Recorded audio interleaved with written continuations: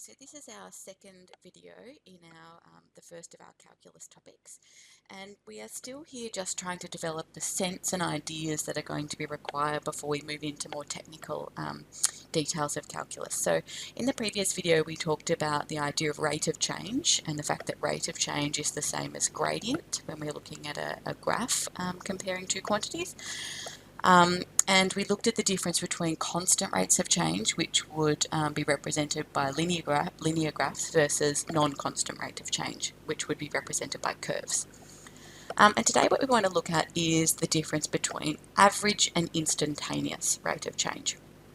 So in situations where we have, so obviously if we have constant rate of change, we can calculate exactly what that rate of change is. We can calculate the gradient, rise over run. We all know how to do that. But what we want to start to focus on now is those non-constant rate of change situations where the graph is a curve. How do we talk about gradient of a curve? Okay, we can think about where it's positive and where it's negative. We can think about where it's steeper and where it's less steep, so hence where gradient is bigger or smaller. But we want to be able to talk to work a bit more formally about that. And essentially calculus, or differentiation anyway, centres around being able to calculate the gradient of a curve at any given point. That's essentially what we're heading towards.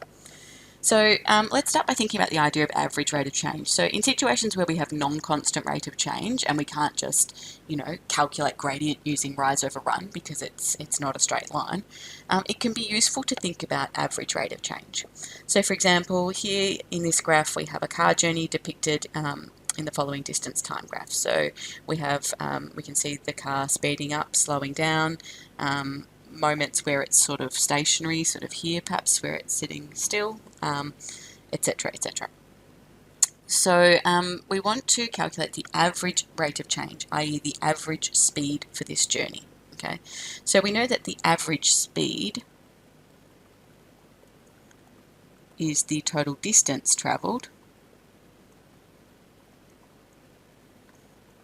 over the time taken to travel that distance. Okay, so the average speed therefore will be, so let's read from the graph, let's say that's 180 minutes and 112 kilometres. Okay, so and obviously it starts at 0, 0, so the total distance travelled is 112 kilometres over 180 minutes, or if we want to give our speed in kilometres per hour, let's do that.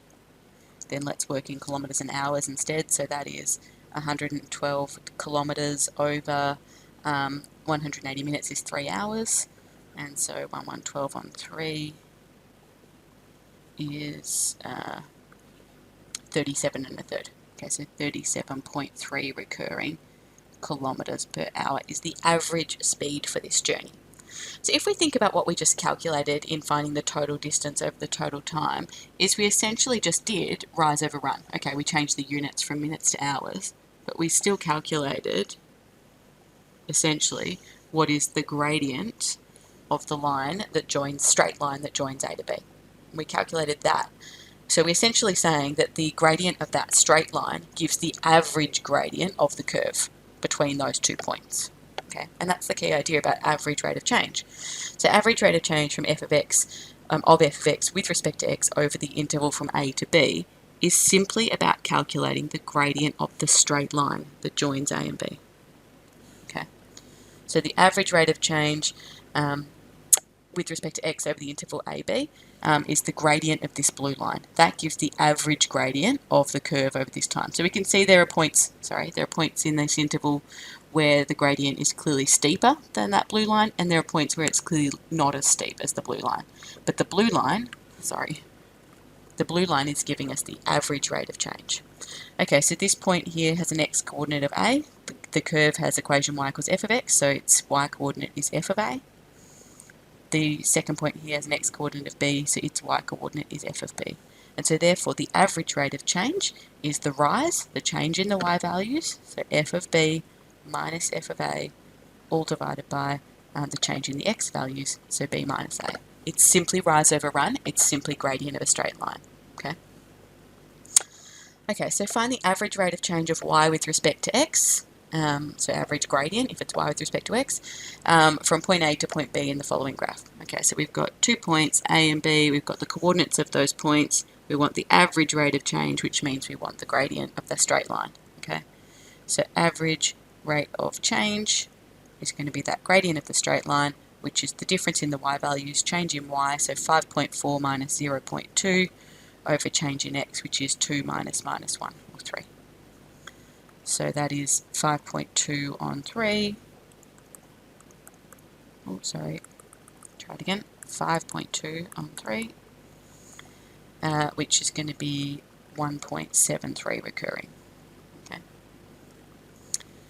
And we don't have units there, so there's no units. So the average rate of change, or the average gradient between A and B, is about 1.7. Okay, there are clearly points here where the gradient is less than 1.7. There'll be somewhere about here where the gradient's exactly 1.7, and there are points here where the gradient's clearly more than 1.7. On average, though, the gradient's about 1.7. Find the average rate of change of f of x, which is equal to square root of x plus 4 over the interval from 0 to 12. Okay, square root of x plus 4, let's think about that. That's a square root function translated to the left by 4. So it looks something like this. Okay. We want to know average rate of change from 0 to 12. 0 to 12, so we want gradient of the straight line joining 0 to 12. And so we want to work out the y values. Okay, so essentially it is, so the average rate of change, it would be f of 12 divided by f at 0, so that's the y coordinate at 12 minus the y coordinate at 0 over 12 minus 0. So we know when x is 12, we have the square root of 12 plus 4, that's the square root of 16, so that's 4. When x is 0, we have the square root of 4, which is 2. Okay, so we know that f of 12 is 4 minus f at 0, which is 2 over 12. So we've got 2 on 12, which is 1/6. Again, no units here, so we don't need to add them. But if it has context and there are units, you want to add the units of your rate of change. So average gradient from between those 2 points is 1/6. There'll be points between there that have bigger gradient than that, points that have smaller gradient than that, because it has non-constant rate of change. It's a curve. But on average, the gradient will be 1/6. Okay, so then we want to shift to thinking about not an average rate of change, but an instantaneous rate of change. Okay, and an instantaneous rate of change measures the rate of change at a particular point or instant. So for example, the car journey that we looked at previously was 112 kilometres over 180 minutes, which gave us an average speed of 37 1/3 kilometres per hour.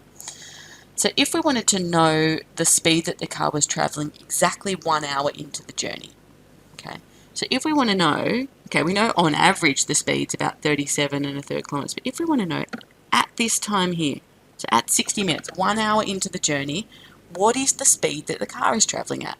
What we want to be able to work out is what is the gradient of the curve at that point, okay? Now the key thing about gradient of a curve is that the gradient of a curve is equal to the gradient of the tangent to the curve at that point. So definitionally, a tangent is a straight line that has the same gradient as the curve at the point where it meets the curve. Okay, so essentially that blue line there would be a rough estimate for the tangent. So that's the tangent at t equals 60, which gives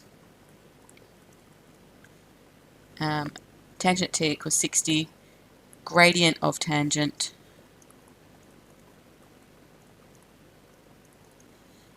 is same as gradient of curve at t equals 60. So if we want to know what is the speed of the car when the time is 60, we want to be able to work out what is the gradient of that tangent. Okay. For now, we're going to do that with imprecise measures, but differentiation in calculus allows us to calculate the gradient of the curve at that point. So that's what we're working towards. Okay, let's have a look at another example. A water tank holding 1,000 litres of water starts to leak. The graph of the volume remaining in the tank, which is V, against time, which is in hours, is shown below. use a tangent to estimate the rate of change of v with respect to t at t equals 3. Okay, so we want to, and this is very much going to be an estimate, we want to work out what is the gradient at this point here. And we want to, it says for us to use a tangent, okay? So what they want us to do is to get out a ruler, and I've got one here, but it is actually hard for me to rule on the electronic screen, so apologies if it's not very straight from my end. But I want you to get a ruler or a straight edge, the lid of your CAS, and take your ruler and try to rule a line at this point that has the same gradient as the curve at this point. So something like, as I said, it's hard for me, it moves slightly offline. We want to calculate, so we want to rule a straight line.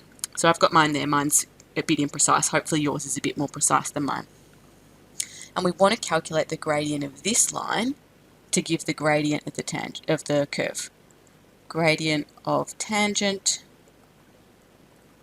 equals gradient of curve here. Okay, so the reason we're going to use the tangent is because the tangent is a straight line, we know how to calculate gradient of a straight line. We use rise over run. Okay, so we're going to say gradient of, okay, so it's not gradient, we're talking about rate of change of v, which is gradient, but I'm just going to answer my question.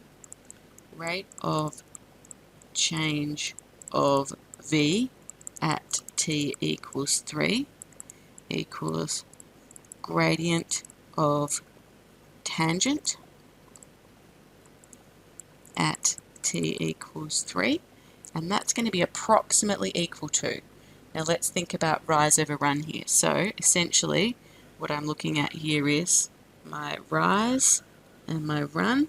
Okay, so my rise is approximately, I don't know, let's go with, mine looks like it's about, so if that's 300 there, maybe it's about 370, 360, okay, 380 maybe at a stretch. I'm going to go with about 370, and then this point here is about, I don't know, 4.2 possibly. So therefore my gradient is clearly negative gradient, so it's negative. The rise is about 370 and the run is about 4.2. Now you might have slightly different values, that's okay, and we might be quite far out because this is very much an approximate process. But the idea is here is developing that sense of gradient of tangent gives me gradient of curve. Okay, so negative 370 divided by 4.2. So I'm saying the rate of change of volume at t equals 3 is about negative 88. Okay, I won't be more precise than that because, I'm sorry, because my numbers aren't very precise. Sorry. Now we have got units here. We're measuring, now the axes aren't right, so this is time, which is in hours, and this is volume, which is in litres. So therefore we have got a gradient that is litres per hour. So we're saying at t equals 3, it looks like the tank is leaking at a rate of 88 litres per hour. Over the total time, it's a non-constant rate. So we can see the water's leaking faster than that earlier, and it's leaking slower than that later. But at this moment, we're estimating it's about 88. Now, as I said, if you've got a different number there, fine. You were able to draw a slightly more accurate line than me. You can see that my line's actually a bit off my curve here, so that's a bit of a problem. On paper, I could draw it more precisely. It's just a bit skithery on the screen. Okay, let's have a look at one other method for estimating the gradient of a tangent before we start to, over the next few videos, head into developing the techniques that we need to be able to calculate the gradient precisely. So here we've got another tank. The volume of water in another tank is changing according to this rule. This time I've been given the equation, where V is measured in litres and T in hours. Okay. By considering the secant through the points at which t equals 2 and t equals 2.1, estimate the instantaneous rate of change. Okay, so let's just talk about that word first. So a secant is a straight line that joins 2 points on a curve. So if I take this point here and this point here, joining them with a straight line, and if I've got a ruler, I'll use a ruler, but I don't here. But if I join those 2 points with a straight line, this is a secant, joining those 2 points. So what we want to do though is we want to make a very small secant, because what we want to try and do is we want to try to estimate the gradient at t equals 2. Okay, so we want to essentially try to estimate, sorry, let me try and rule, I'm trying to rule a line again. We want to try and estimate the gradient of that tangent. The way that we're going to do it this time is by drawing in a very small secant, so from 2 to 2.1. Okay, so let's just see if I can kind of enlarge that for you so you can get a sense of what we're talking about here. So essentially what we've got here is we've got a curve, okay, we've got the tangent at that point, and again apologies for the not very straight line. Okay, we've got a tangent at that point that we want to know the gradient of the tangent because that will give us the gradient of the curve at that point. And we're going to estimate the gradient of the tangent by calculating the gradient of a secant joining two very nearby points. Okay. Now, bearing in mind that I'm very much zoomed in here, this green line on the real scale is actually going to have a gradient pretty close to the blue line. Okay, and obviously the closer that I move, if I were to use a point even closer, that gradient would be even better. And that's a really important idea too when we come to talking about how to actually calculate gradient a bit later on. Okay, so we're going to use gradient of green line as an approximation for gradient of tangent, and hence for the gradient of the curve. Okay, so that means we're going to need to calculate, so this has an x-coordinate, this has an x-coordinate of 2.1, we need the y-coordinate, and this has an x-coordinate of 2. So we want to calculate the gradient joining those 2 points. Okay, so gradient of curve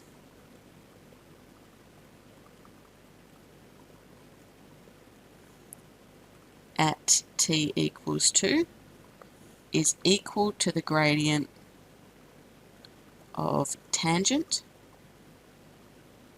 at t equals 2, which is approximately equal to the gradient of the secant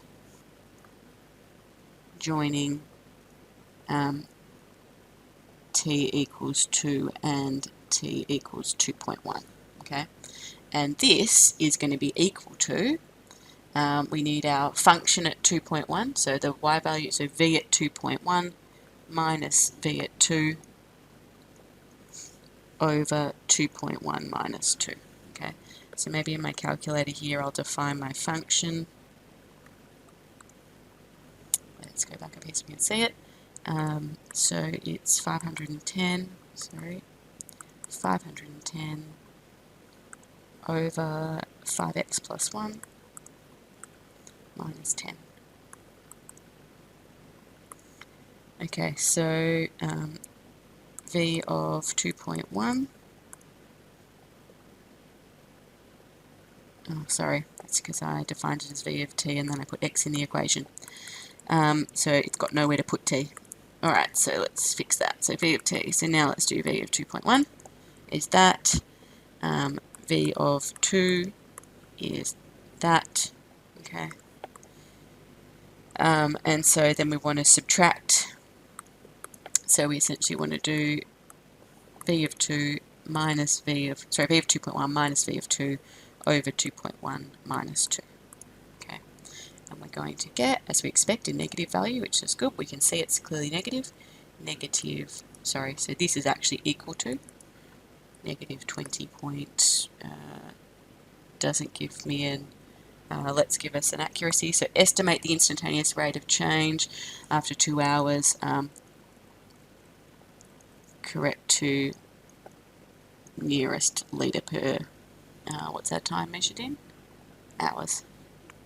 Nearest litre per hour. Okay. So the gradient of my secant is exactly negative 20.16. Okay, or further, sorry, it's not exactly that, it rounds to that.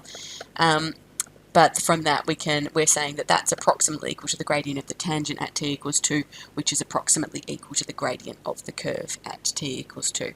And so therefore, in terms of answering the question, estimate the instantaneous rate of change after 2 hours. So rate of change of volume after 2 hours is approximately equal to negative 20 litres per hour.